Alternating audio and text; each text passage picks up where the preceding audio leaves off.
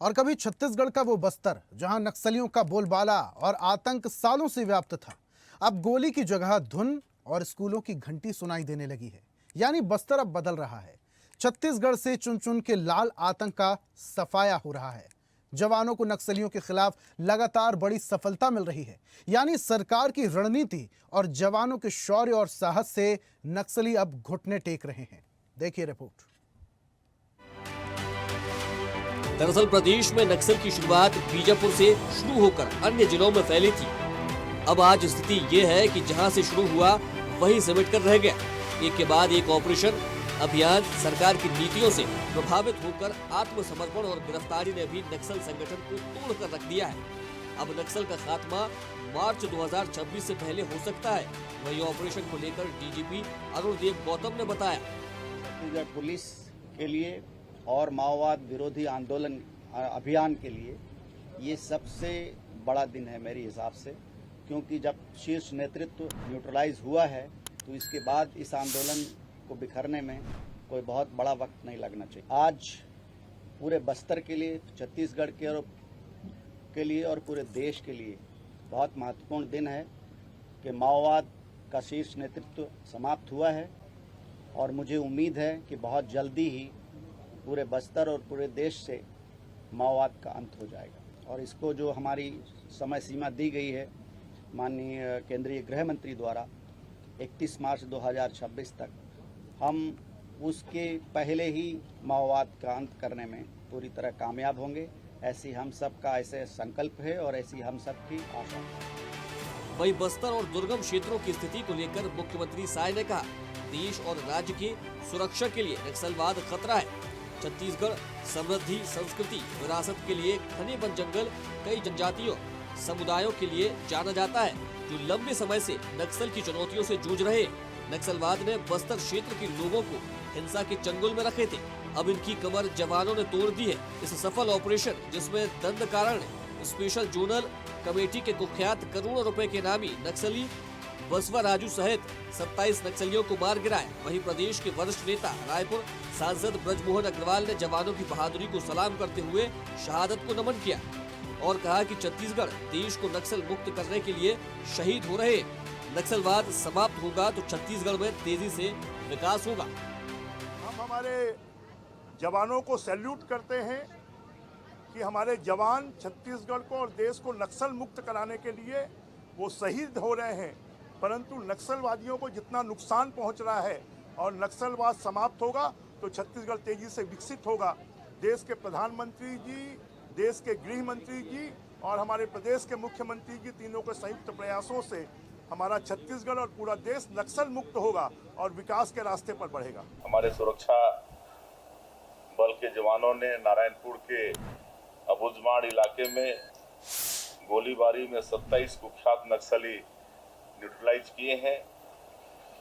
नक्सल आंदोलन के रीढ़ कहा जाने वाला माओवादी का महासचिव और पोलित ब्यूरो का सदस्य बसवा राजू उर्फ गगन्ना इस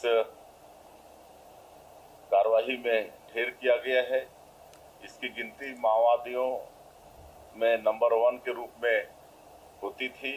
यह बहुत बड़ी सफलता है और इससे निश्चित रूप से नक्सलवाद को एक बड़ा झटका लगा है। नक्सलवाद का कमर।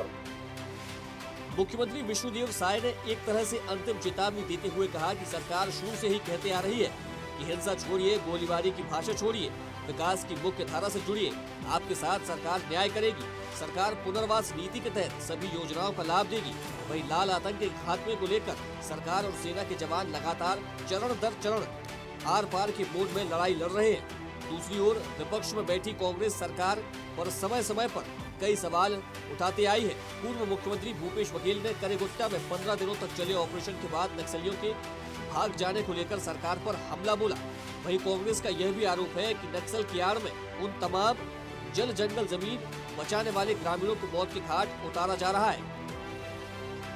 हम लोग शुरू से ही नक्सलियों को आह्वान करते रहे कि आप हिंसा छोड़िए, गोलीबारी की ये भाषा छोड़िए, विकास की मुख्यधारा से जुड़िए।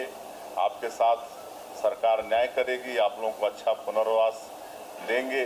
तो मुख्यमंत्री और गृह मंत्री के बयान अलग अलग थे और उसमें डीजी प्रेस कॉन्फ्रेंस करने गए और ये कहा गया 15 दिन तक के पूरे उस पहाड़ के कर्रे गुटा के पहाड़ को घेर के रखा गया था। मैं खुद ही बीजापुर गया था और पता चला कि एक ही तरफ की घेरेबंदी हुई थी। पहाड़ वो महाराष्ट्र में भी है, तेलंगाना में भी है, छत्तीसगढ़ में। बहुत लंबा पहाड़ है वो और 60-70 किलोमीटर घेर के रखे थे एक साइड, दूसरा साइड तो खुला है। ये तो सवाल रणनीतिकारों से है। जवान को तो आपने पता कर दिया, उस 45 डिग्री टेम्परेचर में उसका डिहाइड्रेशन हो रहा था, तो क्या स्थिति बनेगी? आखिर इसके लिए जिम्मेदार कौन है? कौन अधिकारी है जिसके कहने से ऐसा हुआ है? उसके रणनीतिकार कौन है? जिस प्रकार के जवानों को वहां मेरे भीषण गर्मी में आपने ड्यूटी में लगा दिया था और जो मारे गए हैं वो नक्सली हैं और कितने नहीं है, क्योंकि इसके पहले जितने बहुत सारी घटनाएं हुई है जिसमें ग्रामीणों की भी हत्या हो गई। बहरहाल प्रदेश के एक एक कोने तक सरकार की नीतियों का लाभ पहुंचने, समुचित विकास बस्तर से सरगुजा तक हो, इसलिए लाल आतंक का खात्मा सरकार का संकल्प है। मार्च 2026 की डेडलाइन का लक्ष्य लेकर सरकार चल रही है। जिस तरह से जवानों को संचालित ऑपरेशनों से सफलता मिल रही है, यह नक्सल मुक्त छत्तीसगढ़ की तस्वीर साफ कर रही है। स्वदेश न्यूज के लिए रायपुर से संवाददाता हिमांशु पटेल की रिपोर्ट। और ऐसी ही ताजा खबरों के लिए लाइक, फॉलो और यूट्यूब पर सब्सक्राइब कर बेल आइकन जरूर दबाइए और हर अपडेट के लिए विजिट कीजिए swadesh live.com।